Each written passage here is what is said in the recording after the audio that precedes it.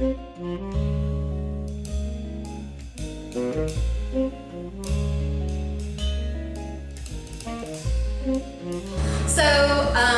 we're actually celebrating the 7th anniversary we're having the 7th. It came from Dallas.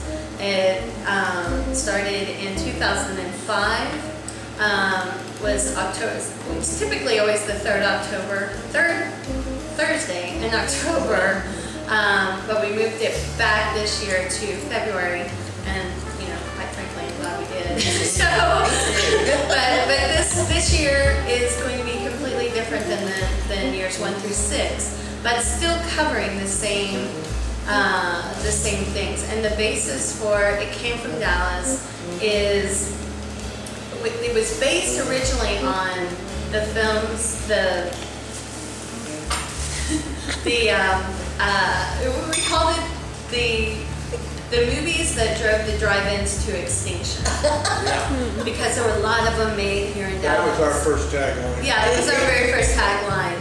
And so, so we've kind of gone and those were all films made in Dallas by Dallas producers, which it's pretty amazing. They all, and Gordon will be able to talk more about what those films are. If you've seen very many films with Mystery Science Theater 3000, then you know what kind of films those were. They have done most of the major known Dallas classics on Mystery Science Theater. So, anyway, I thought we would get started with an overview of the DPA and then kind of work our way. Y'all start in perfect order, actually. And then we'll work our way down because, we'll start with talking about an overview of the DPA, Dallas Producers Association, and then kind of go more into the actual event. And then we'll talk to Angie and to Waleed about their experience of working in Dallas.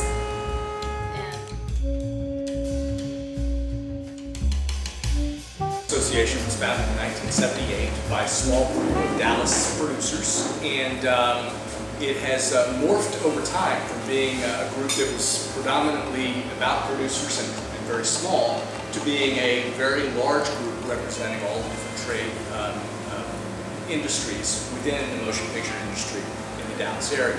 We now have 240 members of the Dallas Producers Association. And they range from everywhere from producers and production companies to all the vendors who support the film industry in the Dallas area. And we have monthly meetings, we have a variety of, basically we're there to advocate for producers and the production industry, as well as to provide some education and networking opportunities.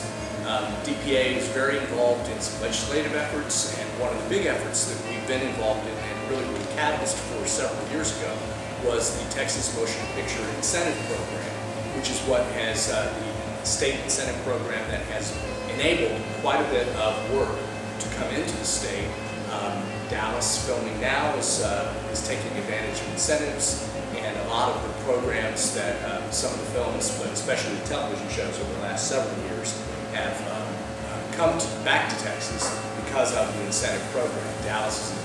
DPA is a big champion for the incentive program. We were a catalyst to get it going and continue to be very involved. And this show, It Came from Dallas, has over the last few years been a fundraiser for DPA activities, which to a large extent include the incentive program and the organization now, Texas Motion Picture Alliance, which is responsible statewide for being able to fund the lobbying efforts toward our goals in the legislature and Senate. That's one sentence.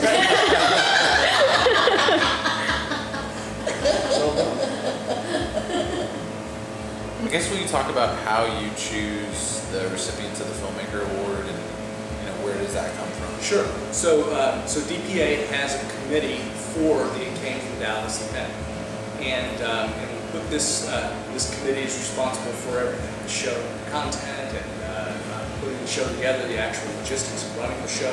And one of the things that the committee's involved with, and the board of directors of DPA has been put in as well, is who the recipients are of these Pioneer Awards. And list in Oh, front I of you. do. Oh, good. You want the list? Well, that's all right. We can share the list of past recipients of Pioneer Award.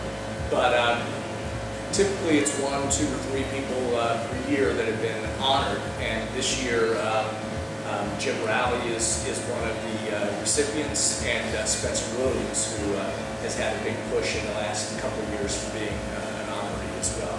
And they really, they are not only people who are understood within the Dallas industry as having been really, really important in terms of the industry of filmmaking, independent filmmaking in Dallas, but also like Jim, for instance, is very well known within the community as someone involved with DPA type events. You want to talk a little bit about Jim?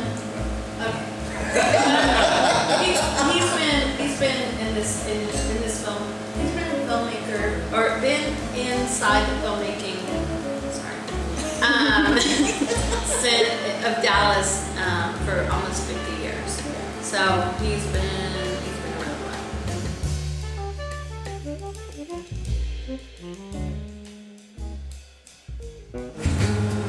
Well, I've been involved with this show since 2005. It was conceived by Gary Potts, my understanding anyway. Which sounds a bizarre statement just to say. I, at the time, was doing like a little small one-man presentation around Dallas. I did it at Dallas Video Festival about the history of Dallas B movies, including these 2 famous double bills shot in Dallas, one by Gordon McClendon and the other by Edgar Ulmer. These were one of each that were showing at the Texas Theater on the 18th. Beyond the Time Barrier and the Killer Shrews. I was talking about them and Rock Baby Rockhead. I think Gary heard about that, and he had pitched the idea of doing a really big show on this to the DPA. They wanted to get me involved, so I joined up, and we did our first big show in 2005. We talked about Spencer Williams on the first show. In fact, he was the first person we talked about on the show.